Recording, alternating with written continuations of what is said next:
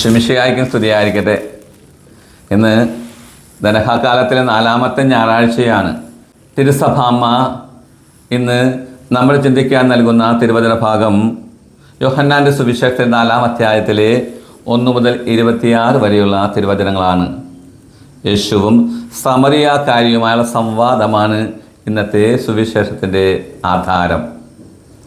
ഈ ദിവസങ്ങളിൽ ടി വിയിലും പേപ്പറിലുമൊക്കെ വളരെയേറെ പ്രചാരം സൃഷ്ടിച്ച ഒരു വാർത്ത നാം എല്ലാവരും കേട്ട് കഴിഞ്ഞു. പ്രദീപ് എന്ന യുവാവിനെ ആത്മഹത്യയിലേക്ക് നയിക്കുവാനായിട്ട് ഷിംജിത എന്ന അവളുടെ വീഡിയോ പിടുത്തം അതിന് വഴിതെളിച്ചു. ഷിംജിത ലൈംഗിക ആരോപണം ഉന്നയിച്ചുകൊണ്ട് പകർത്തിയ ആ വീഡിയോ കഥനഭാരം താങ്ങാനാവാതെ, അപമാനഭാരം താങ്ങാനാവാതെ പ്രദീപ് എന്ന വ്യക്തിയെ ആത്മഹത്യയിലേക്ക് നയിച്ച വലിയ സംഭവം നമ്മുടെ എല്ലാവരുടെയും ശ്രദ്ധ പിടിച്ചു പറ്റിയതാണ്.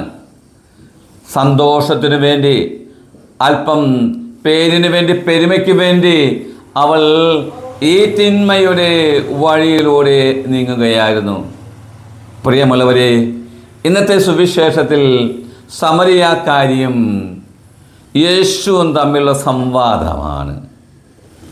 സമറിയയിൽ നിന്നും യേശുനാഥൻ സിക്കാർ എന്ന പട്ടണത്തിലേക്ക് എത്തിച്ചേരുമ്പോൾ യാക്കോബിൻ്റെ കിണറിൻ്റെ അടുത്ത് അദ്ദേഹം ക്ഷീണിച്ച് അവശനായിരിക്കുന്നു. ആ സമയം വെള്ളം കോരുവാനായ സമറിയാക്കാരി സ്ത്രീ അവിടേക്ക് കടന്നു വരികയാണ്. ആ സ്ത്രീയോട് യേശു തമ്പുരാൻ ചോദിക്കുകയാണ്, എനിക്ക് ഒരു പാത്രം ദാഹജലം തരിക എന്ന്. ആ സമയം ശിഷ്യന്മാരെല്ലാം ഭക്ഷണം വാങ്ങിക്കുവാനായി പട്ടണത്തിലേക്ക് പോയിരിക്കുകയായിരുന്നു. ദാഹജലം ചോദിച്ചപ്പോൾ സമറിയാക്കാരി യേശുവിനോട് പറയുകയാണ്, നീ ഒരു യഹൂദൻ, ഞാനൊരു സമറിയാക്കാരി.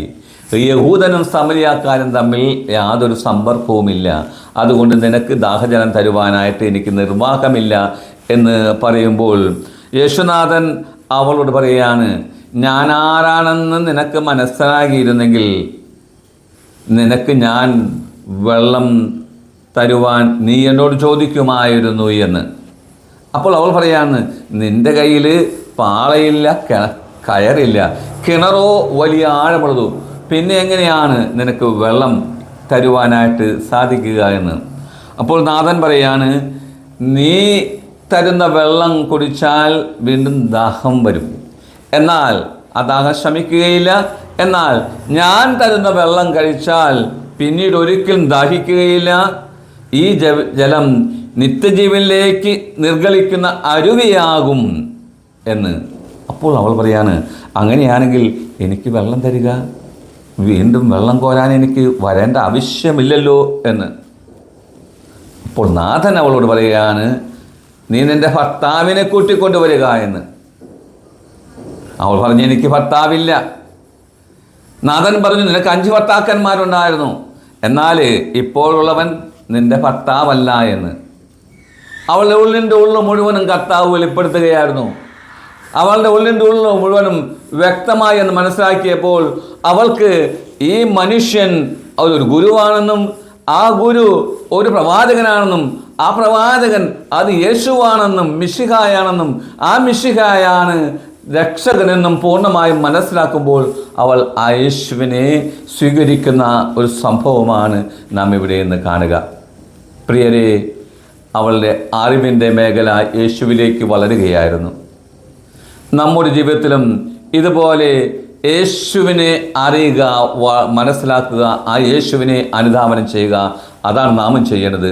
ആ സമറിയാക്കാരി പിന്നീട് യേശുവിനെ മനസ്സിലാക്കിയപ്പോൾ കുടം അവിടെ വെച്ചിട്ട് പട്ടണത്തിൽ പോയി യേശുവിനെ പ്രഘോഷിക്കുകയായിരുന്നു. ഇന്നത്തെ ലോകത്ത് ദാഹജലത്തിന് വേണ്ടി ഈ സമറിയാക്കാരിയെ പോലെ പല വ്യക്തികളെയും, പല സ്ഥലങ്ങളെയും, പല സംഭവങ്ങളെയും, പല സന്തോഷങ്ങളും തേടിയറിയുന്ന മനുഷ്യരെയാണ് നമുക്ക് ചുറ്റും കാണാൻ സാധിക്കുക. അവസാനം തിന്മയുടെ അന്ധകാരത്തിൻ്റെ പടുകുഴിയിൽ വീണ് ജീവിതം നശിപ്പിക്കുന്ന ഒത്തിരി മക്കളെ നമുക്ക് ചുറ്റും യുവാക്കളിലും അതോടൊപ്പം തന്നെ പല വിധത്തിലുള്ള കുടുംബനാഥന്മാരും കുടുംബനാഥകളും കണ്ടുമുട്ടാൻ സാധിക്കും. അവരെയെല്ലാം യേശുവാകുന്ന രക്ഷകനെ കണ്ടെത്തിയ സമരിയാക്കാരി സ്ത്രീയെ പോലെ നമുക്കും നിത്യജീവന്റെ ജലം തരുന്ന യേശുവിനെ കണ്ടെത്താനും ആ യേശുവിനെ മറ്റുള്ളവർക്ക് പകർന്നു കൊടുത്തുകൊണ്ട് മറ്റുള്ളവരെയും ദാഹം ശമിപ്പിക്കാനും വേണ്ട കൃപയ്ക്ക് വേണ്ടി നാഥനോട് നമുക്ക് പ്രാർത്ഥിക്കാം. യേശു തമ്പുരാൻ നമ്മെല്ലാവരെയും ആശീർവദിക്കട്ടെ, അനുഗ്രഹിക്കട്ടെ. ആമേൻ.